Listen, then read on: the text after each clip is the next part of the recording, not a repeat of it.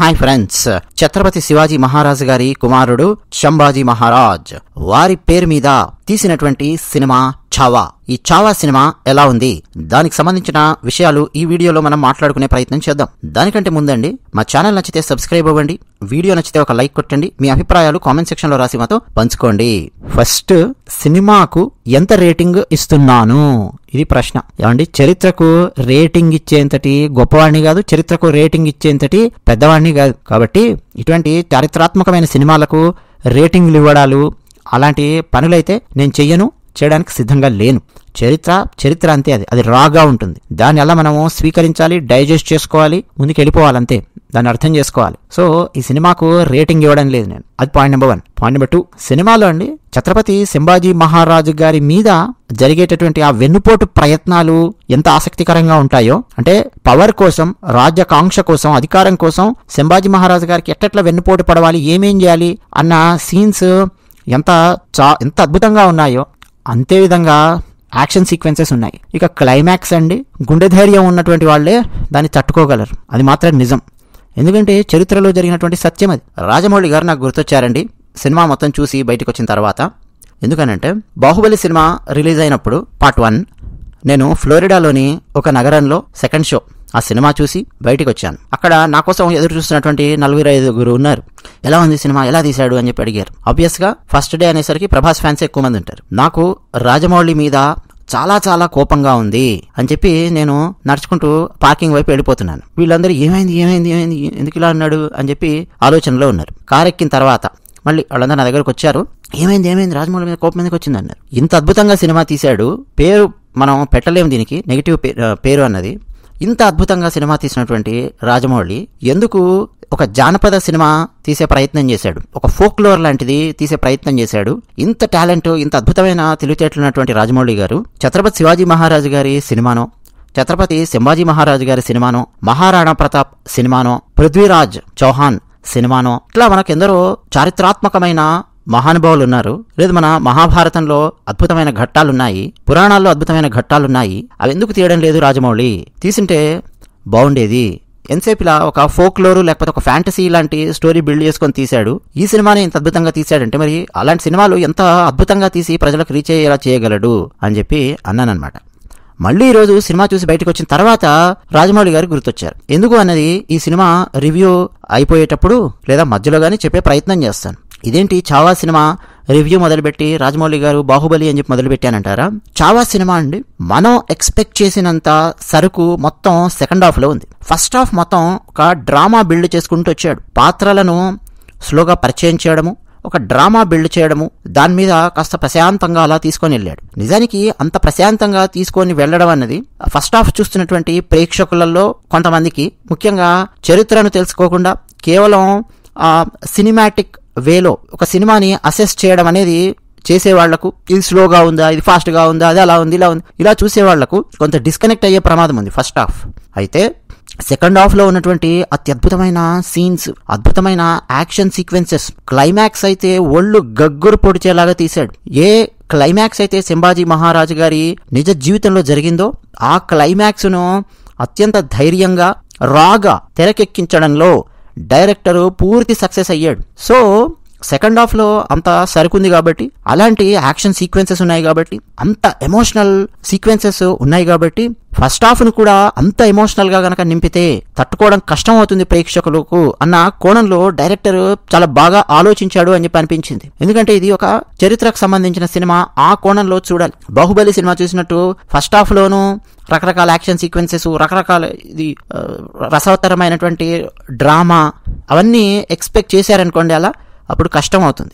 నిజంగా జరిగినటువంటి చరిత్ర, ఆ చరిత్రను తీసుకొని తెరకెక్కించాలి అని అంటే ఫస్ట్ ఆ ప్రొడక్షన్ కంపెనీకి, ఆ డైరెక్టర్ కు దమ్ముండాలి. సంభాజీ మహారాజు గారి పాత్రలో యాక్ట్ చేయాలి అని అంటే అద్భుతమైన నటన నైపుణ్యంతో పాటు గుండె ధైర్యము, దమ్ము కూడా ఉండాలి. అవన్నీ చూపించాడండి ఈ సినిమాలో యాక్టర్ విక్కీ కౌశల్. ఊరి సినిమాలో మనం చూసాము, ఎలా జీవించాడో మనకు తెలుసు. ఆ తర్వాత నటించినటువంటి ప్రతి సినిమాలో కూడా విక్కీ కౌశల్ తన ఆహార్యాన్ని మార్చుకుని అద్భుతంగా ఆ సినిమాలలో ఆ పాత్రలు పర్ఫామ్ చేశాడు. ఇప్పుడు కూడా అండి జై భవానీ, హరహర మహాదేవ్ అని ఒక్కసారిగా ఆ మరాఠా సైన్యం విజృంభిస్తూ చీల్చి చెండాడుతూ ఉంటే థియేటర్లో కూర్చున్నటువంటి వాళ్ళకండి ఒళ్ళు గగ్గురు పడవక తప్పదు.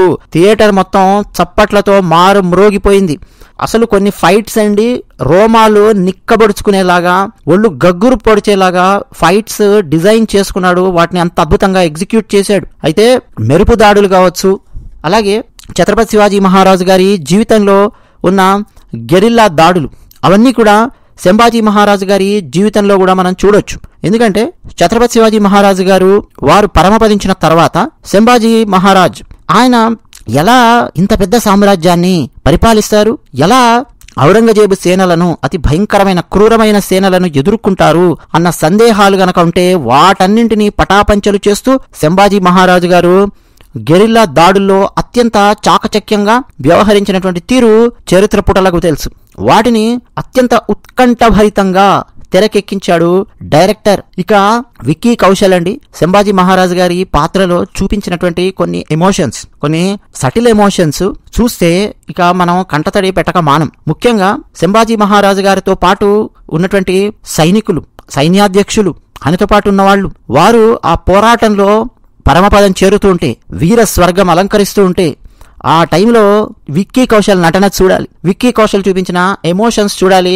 చూసే ప్రతి ప్రేక్షకుడు కూడా అదే ఎమోషన్ ను అనుభవిస్తాడు. ఇక క్లైమాక్స్ వచ్చినటువంటి టైంలో అండి అసలు ఆ సీన్స్ అవన్నీ చూడడానికి ముందు గుండె ధైర్యం ఉండాలి. ఎందుకంటే సంభాజీ మహారాజు గారి జీవితంలో క్లైమాక్స్, ఆయన జీవితంలో ఆ చిట్ట చివరి క్షణాలు, ఆ చిట్ట చివరి రోజులు, వాటి గురించే చరిత్రకారులు, చరిత్ర పుటలు ఎక్కువగా మాట్లాడుతూ ఉంటాయి. ఎందుకంటే మతం మారు అని చెప్పి ఆయన మీద ఒత్తిడి పెడుతూ ఉంటే, తనతో చేయి కలపమని ఔరంగజేబు ఒత్తిడి పెడుతూ ఉంటే, సంభాజీ మహారాజు గారు రివర్స్ లో నువ్వే నాతో చేయగలుపు అని చెప్పి అంటాడు. అంటే నేనేమి నీ కింద ఉన్నవాడిని కాదు, నేను మరాఠా సామ్రాజ్యానికి మహారాజును, నువ్వు నాతో చేయగలుపు, చెప్పు నీకేంటి, ఏం సంగతి, ఏం కావాలి, కూర్చొని మాట్లాడదాం గాని అన్న కోణంలో సంభాజీ మహారాజు గారి డైలాగ్ వస్తుంది. అంటే దాని అర్థం ఏంటి, నువ్వు నాకు ఏదో వరం ఇచ్చినట్టు నాతో చేయగలుపు అని చెప్పి మాట్లాడడం కాదు. ఔరంగజేబ్, నేను నీ లెవెల్లోనే ఉన్నాను, మహారాజు లెవెల్లోనే ఉన్నాను, నువ్వు నా లెవెల్లోనే ఉన్నావు, అది మర్చిపోకు, నేనే నీ కింద లేను, అది మర్చిపోకు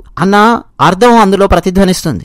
అంతేకాకుండా నువ్వు కాదు టర్మ్స్ డిక్టేట్ చేసేది ఔరంగజేబ్, నేను టర్మ్స్ డిక్టేట్ చేస్తాను, దాన్ని నువ్వు పాటించాలి అన్న కోణంలో సంభాజీ మహారాజు గారి ఆలోచన డైలాగ్స్ లో మనకు కనిపిస్తుంది. ఇక అండి సినిమాలో సంభాజీ మహారాజుగా విక్కీ కౌశల్ని చూసిన తర్వాత థియేటర్ నుంచి మీరు బయటకు వచ్చాక ఎవరు యాక్ట్ చేస్తే బాగుండేది ఇది సంభాజీ మహారాజు గారి పాత్ర అని పొరపాటున కూడా అనుకోరు. ఒకవేళ అనుకున్నా ఆ హీరో యాక్ట్ చేసింటే ఎలా ఉండేది, ఈ హీరో యాక్ట్ చేసింటే ఎలా ఉండేది అని చెప్పి మీరు అనుకున్నా, ఆయా హీరోలలో ఎవ్వరు కూడా విక్కీ కౌశల్ నటన స్థాయిని అందుకునే వాళ్లే కాదు. అసలు మనము ఇమాజిన్ కూడా చేసుకోలేం.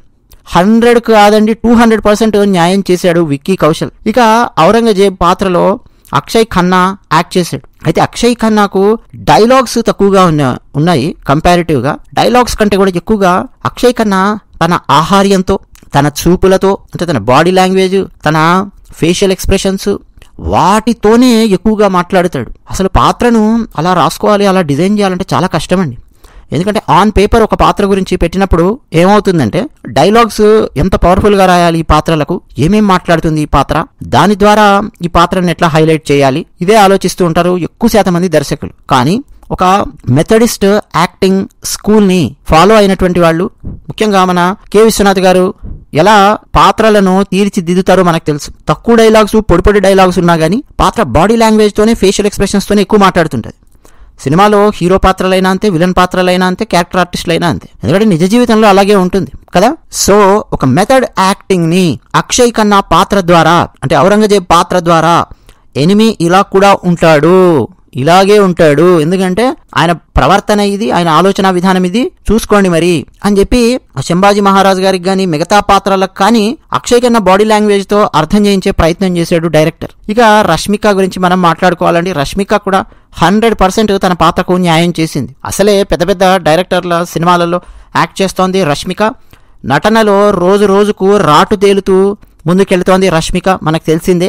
ఈ సినిమాకి కరెక్ట్ గా రష్మిక ఉపయోగపడింది. తన నటన డెఫినెట్ గా అండి సంభాజీ మహారాజు గారి భార్య యశూభాయిగా రష్మిక చాలా చాలా అద్భుతంగా యాక్ట్ చేసింది. కాకపోతే అండి ఈ సినిమాలో శంభాజీ మహారాజు గారి పాత్ర ముందు మిగతా పాత్రలన్నీ కూడా తేలిపోయినట్టుగా మనకు కనిపిస్తాయి. నేను మీకు ఫస్ట్ రాజమౌళి అని చెప్పి చెప్పాను చూసారా, రాజమౌళి గారి దగ్గర ఒకటి ఏంటంటే బాహుబలి సినిమా ఎక్స్క్లూజివ్ గా మనం మాట్లాడితే ఎలాగైనా సరే దాంట్లో రకరకాలుగా డ్రామా అండ్ ఎమోషన్స్ అన్నవి కరెక్ట్ గా మేళవించి అందించే ప్రయత్నం చేస్తూ ఆ పక్కనున్న మిగతా పాత్రలను కూడా కరెక్ట్ గా అంటే వాటి పరిధికి ఎలివేట్ చేసే ప్రయత్నం చేసుకుంటూ వెళ్ళారు.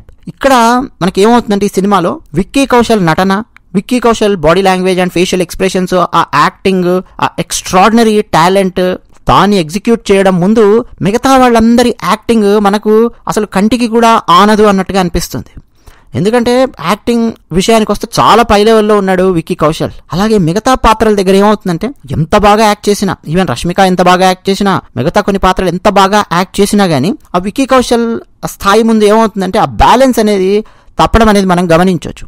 సో మిగతా మరికొన్ని పాత్రలను కూడా ఇంకొక లెవెల్ పైకి వెళ్ళి పాత్రల పరిధికి మాక్సిమం బిల్డ్ చేస్తుంటే బాగుండేది అని చెప్పి నాకు అనిపించింది.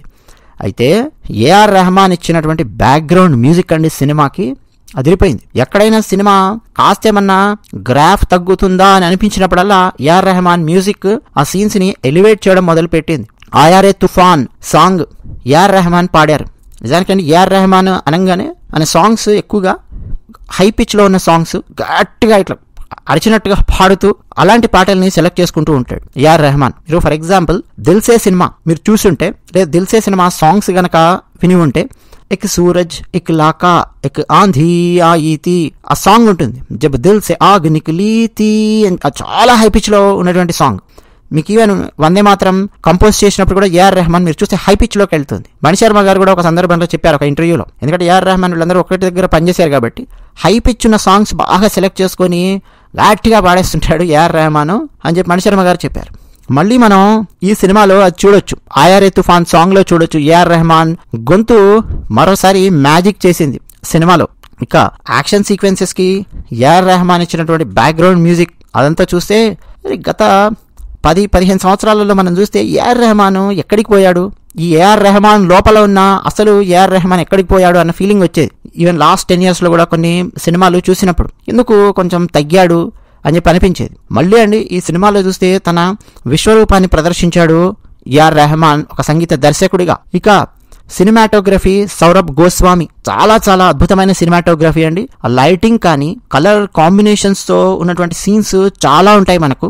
ఎందుకంటే ఇది ఒక హిస్టారికల్ మూవీ కాబట్టి అటువంటి దాని మీద బేస్ అయినప్పుడు అద్భుతమైన కలర్ కాంబినేషన్స్ తో మనకు ఆ కళ్ళ ముందు కనిపిస్తూ ఉంటుంది స్క్రీన్ అనేది. సో దానికి కావాల్సిన లైటింగ్ సెట్ చేయాలి అన్నా కానీ ఇటువంటి హిస్టారికల్ మూవీస్ కి అదో పెద్ద ఛాలెంజ్. ఆ ఛాలెంజ్ ని కరెక్ట్ గా స్వీకరించి సక్సెస్ఫుల్ గా చేసి చూపించాడు సినిమాటోగ్రాఫర్. ఇక డైరెక్టర్ లక్ష్మణ్ ఉటేకర్, ఆయనను మనం అప్రిషియేట్ చేసి తీరాలి ఫస్ట్ ఇటువంటి సబ్జెక్ట్ ఆయన ఎంచుకున్నందుకు. అయితే శంభాజీ పాత్ర యొక్క నటన అలాగే యాక్షన్ సీక్వెన్సెస్ ఈ రెండు మనము కంపేర్ చేసుకొని చూస్తే యాక్షన్ సీక్వెన్సెస్ అద్భుతంగా ఉన్నాయా, విక్కీ కౌశల్ యాక్టింగ్ అద్భుతంగా ఉందా అని చెప్పి ఆలోచిస్తే రెండు దాదాపు సమపాళ్లలో ఏర్చి కూర్చి అందించాడు డైరెక్టర్. కాకపోతే అండి నేను ఇంకా ఫస్ట్ హాఫ్ లో కొన్ని ట్విస్ట్స్ అయితే నేను ఎక్స్పెక్ట్ చేశాను, కొన్నిసార్లు అనిపించింది సినిమా చూస్తున్నప్పుడు కూడా, బట్ దట్ ఈజ్ ఓకే. అందుకే నేను మీకు చెప్పాను చూసారా రాజమౌళి గారు బాహుబలితో ఎందుకు మొదలెట్టానంటే, రాజమౌళి గారు ఏం చేస్తారంటే బాహుబలి రాజమౌళి గారు ప్రతి 15-20 నిమిషాలలో ఏదో ఒక ఆసక్తికరమైన పాయింట్ ఒకటి తీసుకొని వచ్చి గ్రాఫ్ ఎలా పైకి లేపాలి సినిమాది అని చెప్పి ఆలోచించుకుంటూ వెళ్తారు. మనకు బాహుబలి 1 సినిమా చూసి బయటికి రాగానే ఎందుకు అంత ఎగ్జైట్మెంట్ కలిగింది అని అంటే రచనా విధానంలోనూ అలాగే డైరెక్టర్ తీసినటువంటి ఆ టేకింగ్ విధానంలో మీరు చూస్తే ఒక సస్పెన్స్ ఫ్యాక్టర్ అనేది రన్ అవ్వకుంటూ వస్తుంటది. ఈవెన్ ఫస్ట్ సీన్స్ నుంచి కూడా రమ్యకృష్ణ గారు ఆ నీళ్లలో వెళ్ళి మునిగిపోయే సీను, ఆ చెయ్యి పైకి అలా పెట్టి ఆ పిల్లవాడిని పైకి అయితే మొత్తం ఒక డ్రామా అనేది మనకు కనిపిస్తూ ఒక ఎగ్జైట్మెంట్ కు ప్రేక్షకుని గురి చేసుకుంటూ వెళ్తాడు. ఎక్కడైనా కాస్త అట్లా వెళ్తుంది సరదాగా, ఇప్పుడు ప్రభాస్ అండ్ తమన్నా మధ్య లవ్ సీక్వెన్సెస్ ఇట్లా సరదాగా పెడతాడు. ఆ పెట్టినటువంటి సీక్వెన్సెస్ ఎట్లా ఎండ్ అవుతాయి, ఏం చేస్తాడు అని చెప్పేసి నెక్స్ట్ 10-15 minutes లో కథలో మళ్ళీ ఒక బిగి అనేది తీసుకొని వచ్చి సడన్ గా గ్రాఫ్ పైకి లేపుతాడు. ఇటువంటి టెక్నిక్స్ అన్ని చాలా ఉపయోగించాడు రాజమౌళి బాహుబలి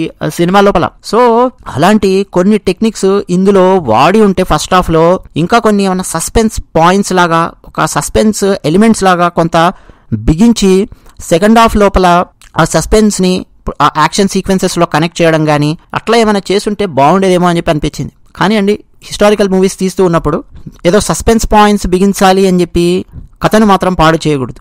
కథను పాడు చేసే ప్రయత్నాలు చేస్తే హిస్టరీని పాడు చేసినట్టు అవుతుంది. మనం అంటే ఒక డిస్టార్టెడ్ హిస్టరీని ప్రేక్షకులకు అందించినట్టు అవుతుంది. అది చాలా ప్రమాదకరం, ఇంకా ప్రమాదకరం. అటువంటి ప్రమాదకరమైనటువంటి పనులు చేసిన దర్శకులు మన దగ్గర కూడా ఉన్నారు, తెలుగు సినిమా దర్శకులలో కూడా ఉన్నారు. పురాణాలను వక్రీకరించినటువంటి వాళ్ళు, పాత్రలను ఎలివేట్ చేయడం కోసం అట్లాంటి వాళ్ళు కూడా ఉన్నారు. అయితే డైరెక్టర్ లక్ష్మణ్ ఉటేకర్ ఆ తప్పులు చేయలేదు. సంభాజీ మహారాజు గారి మీద బాగా అధ్యయనం చేసి రచించినటువంటి గ్రంథాలను తీసుకొని ఆ గ్రంథాల ఆధారంగా సినిమా తీయడం మనం చూడొచ్చు. ప్రముఖంగా ఒక గ్రంథం ఆధారంగా తీసినప్పటికీ మిగతా గ్రంథాలను, అలాగే మహారాష్ట్ర జానపద కళల్లో సంభాజీ మహారాజు గారి గురించి మనకు వినిపించేటటువంటి విషయాలు, చరిత్రలో ముఖ్యంగా చరిత్రకారులు అధ్యయనం చేసి లైబ్రరీలలో మగ్గుతున్నటువంటి గ్రంథాలలో నుంచి తీసుకొని చాలా చాలా అద్భుతంగా తెరకెక్కించాడు. అసలు నిజం చెప్పాలంటే అండి, మొత్తం సినిమా లోపల ఫస్ట్ హాఫ్ ప్లెయిన్ గా అట్లా ప్రశాంతంగా గడిచిపోతూ ఉంటుంది, కూల్గా ప్రశాంతంగా వెళుతూ ఉంటుంది. ఎలివేషన్ సీక్వెన్సెస్ అటువంటివి కొంచెం తక్కువగానే ఉన్నాయి. ఇన్ఫాక్ట్ చెప్పాలంటే కంపారిటివ్గా సెకండ్ హాఫ్ ఏమైపోయిందంటే చాలా హై లెవెల్కి వెళ్ళిపోయింది. సెకండ్ హాఫ్ బాగా హై లెవెల్కి వెళ్ళిపోయేసరికి కూడా, అంటే ఇప్పుడు ఎవరెస్ట్ రేంజ్ లో గ్రాఫ్ పైకి లేచిపోయింది అనుకోండి సెకండ్ హాఫ్ లోపల, అప్పుడు ఆటోమేటిక్గా ఏమవుతుందంటే ఫస్ట్ హాఫ్ ప్లెయిన్గా వెళ్ళిందా అన్నటువంటి ఫీలింగ్ వస్తుంది. సో ఫస్ట్ హాఫ్లో కూడా కొంచెం గ్రాఫ్స్, ఇప్పుడు మనం కొన్ని కొండలు గుట్టలు ఎక్కి కిందికి దిగుతున్న ఫీలింగ్ కనుక ఫస్ట్ హాఫ్లో కూడా మధ్య మధ్యలో అక్కడ ఒక 4-5 సార్లు కనుక పెట్టి ఉంటే బాగుండేది అని చెప్పి నాకు అనిపించింది. అది కూడా ఎందుకు అంటున్నానంటే ఈ విషయాల గురించి, ఇప్పుడు మన గురించి కాదండి, ఇప్పుడు చరిత్ర మీద ఒక గౌరవము, శివాజీ మహారాజు గారి మీద గౌరవము, సంభాజీ మహారాజు గారి కథ తెలిసిన వాళ్ళుగా, వారి మీద గౌరవం ఉన్నటువంటి వాళ్ళుగా మనం సినిమా కోణంలో చూడకుండా చరిత్ర కోణంలో చూసి సినిమాను మనం ఆనందిస్తాం, సంతోషిస్తాం. కానీ ఈ మధ్య ఏమైపోయిందంటే ప్రేక్షకుల అభిప్రాయాలలో, అభిరుచులలో మార్పు వచ్చింది. ఇప్పుడు మీకు ఈ మధ్య పెద్ద పెద్ద బ్లాక్ బస్టర్ అయినటువంటి సినిమాలు, 1000 కోట్లు వసూలు చేసినటువంటి సినిమాలు, అట్లాంటి సినిమాలు మీరు తీసుకొని చూడండి, ఎక్కువగా ఎలివేషన్ సీన్స్, బిల్డప్ సీన్స్ మీద డైరెక్టర్స్ ఆధారపడుతూ ఉన్నారు. మీరు సలార్ సినిమాలో చూస్తే elevation scenes, for example Kateramma scene ఉంటుంది, ఎలివేషన్ సీన్స్ ప్రేక్షకులను మైమర్చిపోయేలా చేయడము, థియేటర్ లోపల అలా నోరు తెరుచుకొని చూసేలా చేయడము, రోమాలు నిక్కబొడుచుకునేలా సీన్స్ తీయడము, ఇటువంటి ప్రయత్నాలు డైరెక్టర్స్ ఎక్కువగా చేస్తున్నారు. సో ఈ మధ్య కాలంలో వచ్చిన ప్రేక్షకులు అలాంటి సినిమాలను చూడడానికి ఎక్కువగా అలవాటు పడుతూ ఉన్నారు, ఎక్కువ ఎలివేషన్ సీక్వెన్సెస్ ఉన్నటువంటి సినిమాలను. సో అక్కడ ఏమవుతుందంటే ప్రేక్షకులు చూసేటప్పుడు ఫస్ట్ హాఫ్ నార్మల్గా ఉంది, ఇలా ఉంది, అటువంటి కామెంట్స్ వచ్చే అవకాశం ఉందేమో అని చెప్పి అనిపిస్తోంది నాకైతే. బట్ పర్సనల్గా నా అభిప్రాయం అండి, ఫస్ట్ హాఫ్ తగ్గిందని, సెకండ్ హాఫ్ అలా వెళ్ళిందని ఇటువంటిది పట్టించుకునే పరిస్థితే లేదు. సంభాజీ మహారాజ్ గారి సినిమా తెరకెక్కింది అని అంటే చూసి తీరాల్సిందే స్క్రీన్ మీద. డెఫినెట్గా మీరందరూ కూడా చూడండి. అయితే ఒక చిన్న విషయం, క్లైమాక్స్ దగ్గరికి వచ్చేసరికి మీకు ఫస్ట్ గుండె చిక్కబట్టుకోవాలి, గుండె ధైర్యం మీకు ఉండాలి. మామూలుగా సంభాజీ మహారాజు గారి కథ గురించి జస్ట్ నేరేట్ చేసి చెప్పేటప్పుడే వారి జీవితంలో చిట్ట చివరి క్షణాల గురించి వినడం అనేది చాలా కష్టంగా ఉంటుంది. ఏది మామూలుగా కథలాగా నేరేట్ చేస్తుంటే ఇంట్లో పిల్లల్ని అట్లా కూర్చోబెట్టుకొని మీరు చెప్తున్నా కానీ అది చాలా చాలా బాధాకరంగా ఉంటుంది. ఎందుకంటే సంభాజీ మహారాజు గారిని పెట్టినటువంటి టార్చర్ అంతా ఇంత కాదండి. ఔరంగజేబు ఆయన సేనలు పెట్టినటువంటి టార్చర్ అవన్నీ కూడా సాధ్యమైనంత వరకు ఈ సినిమాలో చూపించే ప్రయత్నం చేశాడు. ఇక ప్రేక్షకుల గుండె చెరువైపోతుంది. అరే ఇంత కష్టపడ్డారా మన ముందు తరాల వాళ్ళు, ఇన్ని కఠినాతి కఠినమైన శిక్షలు అనుభవిస్తూ కూడా తన ధర్మాన్ని తను మర్చిపోకుండా ఇంత పోరాటం చేశారా మన ముందు తరాల వాళ్ళు ప్రజల కోసం అని మన కళ్ళు చెమర్చక మానవు. చాలా చాలా గుండె ధైర్యం ఉండాలండి. ముందే చెప్తున్నాను, క్లైమాక్స్ మీరు చూడాలి అని చెప్పి అంటే ఏదో అప్పేసరి గుండె ధైర్యం ఉన్నటువంటి వాళ్ళు, వీక్ గుండె ఉన్నటువంటి వాళ్ళు క్లైమాక్స్ సీక్వెన్సెస్ ని జీర్ణించుకోవడం కష్టం అవుతుంది. ఎందుకంటే అది చరిత్రలో ఉన్నటువంటి నిజం, అది దాన్ని ఎవరు కాదనలేరు, దాన్ని ఎవరు మార్చలేరు.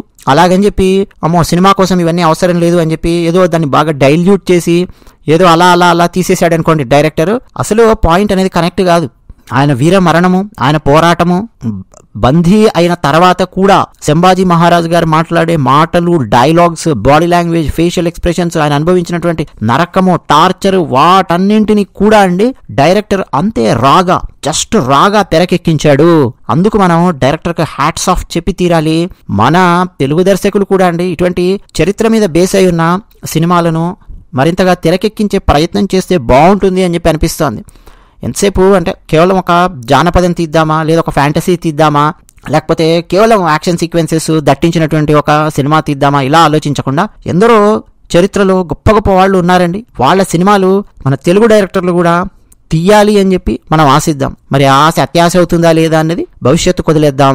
సంభాజీ మహారాజు గారి జీవితం మీద వచ్చిన ఛావా సినిమా మీరందరూ కూడా తప్పకుండా చూడండి. హై వోల్టేజ్ వార్ సీక్వెన్సెస్ తో ప్రేక్షకులందరూ కథలో లీనమైపోయి హ్యాట్స్ ఆఫ్ చెప్పి తీరతారు. ఒక్కొక్క సీన్, ఒక్కొక్క యాక్షన్ సీక్వెన్స్ ఇక ప్రేక్షకులు మర్చిపోలేరు. ఒక పక్క పవర్, ఒక పక్క అధికారం, వీటన్నింటి కోసం సంభాజీ మహారాజ్ గారికి వెన్నుపోటు పొడిచే ప్రయత్నాలు, ఇవన్నీ అండి చాలా అద్భుతంగా తీశాడు. మరి ఇంకెందుకు ఆలస్యం, మీరు కూడా సినిమా చూడండి. ధన్యవాదాలు.